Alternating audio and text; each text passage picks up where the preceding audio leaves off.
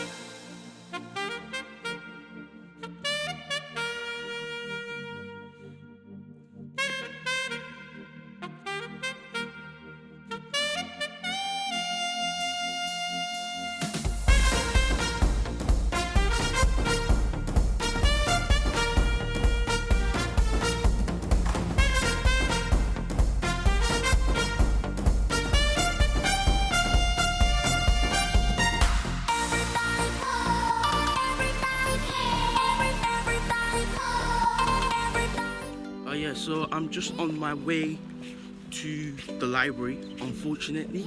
I know how it sounds, library on the weekend, but that's part of being in university, unfortunately. So yeah, I've got some work to do.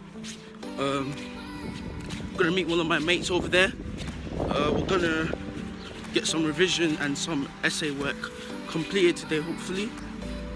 So yeah, one thing I wanted to talk about today, actually, on my way. I know there might be a few of you on here, whatever part of the world you're from, that may be in university, perhaps college, secondary school, or whatever form of educational learning, really.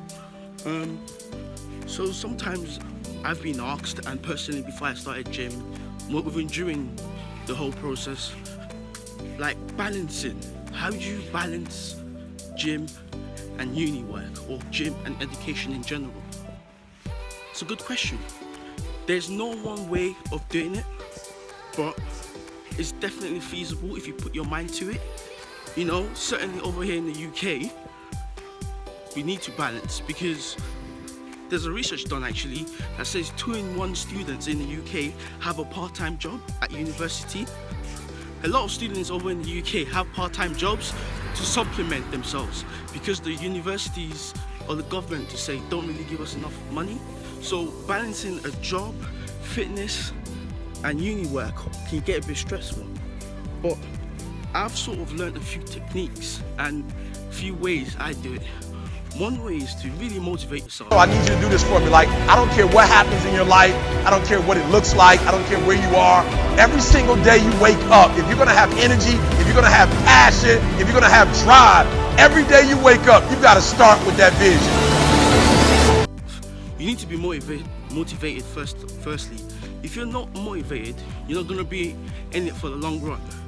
Don't forget, this lifestyle of working out, whether it's lifting weights or running or whatever form of physical activity, is a lifestyle. It's a lifetime event. It's not just a 1 year or 1 day or few months thing. You have to really stick to it, and that can get tough when you have uni work as well. So planning your time out is key. Having a schedule, having a few days, knowing what you're going to do in the next few days, maybe the next few weeks. Obviously that can change, different things do happen. It's good, it's a good starting point. So when you have that schedule and you know what you're doing, there's less room to get stressed. So you can plan out your gym days. Okay, say Monday, go to the gym, Tuesday go to the gym, Wednesday rest day, Thursday go to the gym, maybe Friday go to the gym. Say Wednesday I'll get the bulk of my work done. Then you can plan out, okay, I'll go to the gym for 1 hour on this day, on Monday, and then on Monday I'll spend so and so hours doing my uni work. Once you understand your schedule, there's less room for you to get stressed with the work and be on top of things. And another thing to do is also to plan your workouts. Know what you're gonna do on certain days. Because for example, I'm following the Arnold Mass Blueprint. So it says Monday shoulders, triceps, biceps. Okay, so I know I'm gonna do that. I know it's gonna be a long session that day, so I'm probably gonna need about 1 hour to 1 hour and a half. So I set a time. So for example, 8 o'clock till 10, I'll be in the gym to give me time to commute over there as well, obviously. And then with that, before the gym, I will either do my uni work, maybe 1 or 2 hours, or do my uni work 1 or 2 hours after. So you wanna have a balance, you wanna have priorities. Let's not forget, it's a lifestyle. But at the end of the day, your education is important. You're paying, like for me, I'm paying to go to university. It's not cheap. I think I'm currently in 40,000 debt, 40,000 grand debt. But I don't look at that.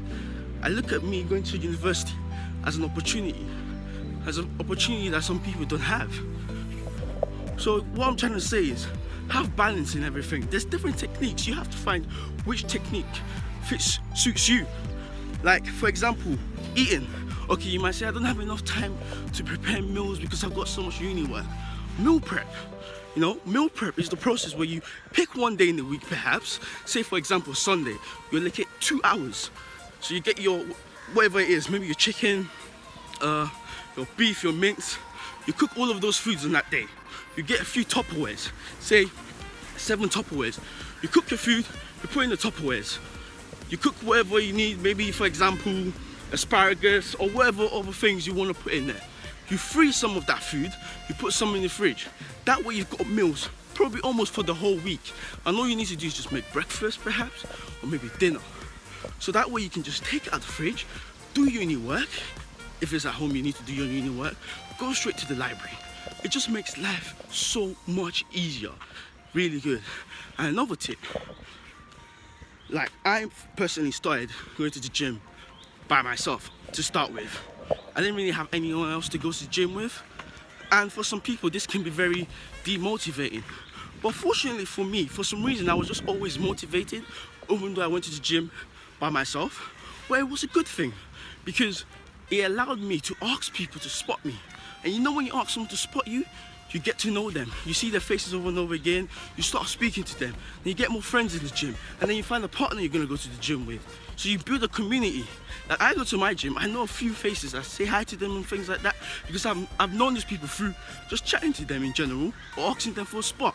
And then you get to know more and more, and then you find out they even know your friends, and things like that. And then when you see these people in the gym, they can help you and you can stay motivated. So get yourself a gym partner.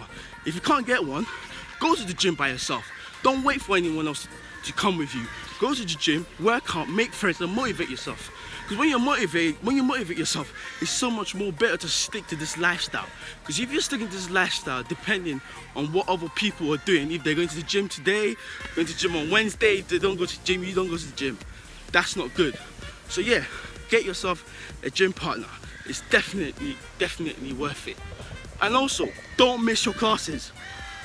Do not miss your lectures. It's important. No matter how stressful it is, do not miss it. That's the number one error you can do. Go to the lectures, even if you're feeling a bit tired, or if you're hungover, if you went on a night out, go to the lectures, do the work, ask the lecturers for help. The more you engage with the lecturers, the better it is for you. So yeah, I just think those are a few tips you can add in your life just to make uni work much easier to balance it, in my opinion. There's plenty of other ways. There's even videos on YouTube. I remember Mike Diamonds has done a video about that, chilling with TJ. You can check them out. There's a lot of content online. Google, just type how to balance it. And a lot of this is just knowledge, knowing your schedule, knowing your time management. So that's very, very, very important.